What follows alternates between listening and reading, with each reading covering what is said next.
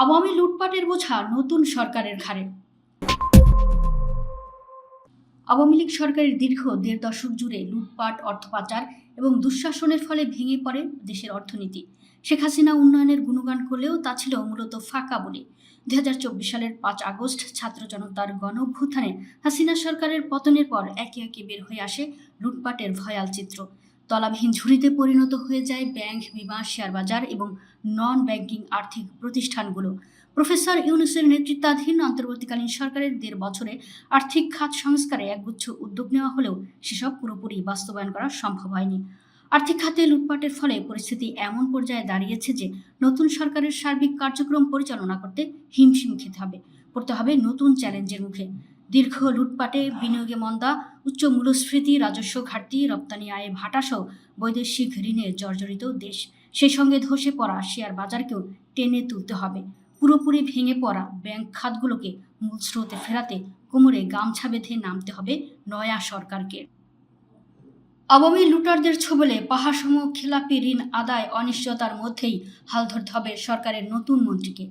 এদিকে আওয়ামী লীগ সরকারের পতনের পর দুঃসময়ে দায়িত্ব নিয়ে প্রবাসী আয় ছাড়া তেমন কোনো চমক দেখাতে পারেননি অন্তর্বর্তীকালীন সরকার। তাদের বিদায়ের আগে বিনিয়োগে বড় কোনো চমক ছাড়া আর্থিক খাতের স্থিতিশীলতাকেই সফলতা বলে মনে করেন অনেকে। এছাড়া রাজনৈতিক অস্থিতিশীলতার কারণে বিগত ১.৫ বছরে দেশের ব্যবসা-বাণিজ্য, আমদানি রপ্তানি এবং বিনিয়োগ চরমভাবে ক্ষতিগ্রস্ত হয়েছে। বিদেশি বিনিয়োগ ছিল না বললেই চলে, আর দেশি বিনিয়োগকারীরা অনির্বাচিত সরকারের ওপর আস্থা রাখতে না পারায় চুপচাপ ছিলেন। ফলে অনেক স্থবিরই ছিল এ খাত। রাজনৈতিক সরকারের কাছে ক্ষমতা হস্তান্তরের মধ্য দিয়ে ১৭ই ফেব্রুয়ারি অন্তর্বর্তী সরকারের মেয়াদ শেষ হয়েছে। দায়িত্ব গ্রহণের সময় নতুন সরকারের কাছে চাপতে যাচ্ছে ২৩ লাখ কোটি টাকারও বেশি ঋণের বোঝা। পাশাপাশি ২০২৫ সালেও ব্যাংকিং উৎস থেকে সরকারি ঋণের প্রবৃদ্ধি ছিল ৩৫% বেশি।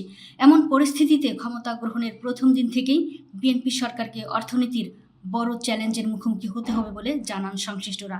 বাংলাদেশ ব্যাংকের তথ্যানুযায়ী ২০২৪ থেকে ২৫ অর্থবছর শেষে দেশি বিদেশি উৎস থেকে নেওয়া সরকারি ঋণের পরিমাণ দাঁড়ায় ২২,৫০,৯০৪ কোটি টাকায়। এসব ঋণের পুরোটাই আওয়ামী লীগ সরকারের রেখে যাওয়া। এছাড়া অন্তর্বর্তীকালীন সরকার চলতি অর্থ বছরের জুলাই-ডিসেম্বর সময় ব্যাংকিং উৎস থেকে ৬১,১৪৮ কোটি টাকা নিয়েছে। এ সময় এসেছে $১০৭,৪০,০০,০০০ নিট বৈদেশিক ঋণ। প্রতি ডলারে ১২২ টাকা ধরে এর পরিমাণ দাঁড়ায় ১৩,১০৩ কোটি টাকায়। সে হিসেবে চলতি অর্থ বছরের প্রথম ৬ মাসে সরকার দেশি বিদেশি উৎস থেকে ৭৪,২৫১ কোটি টাকা ঋণ নিয়েছে।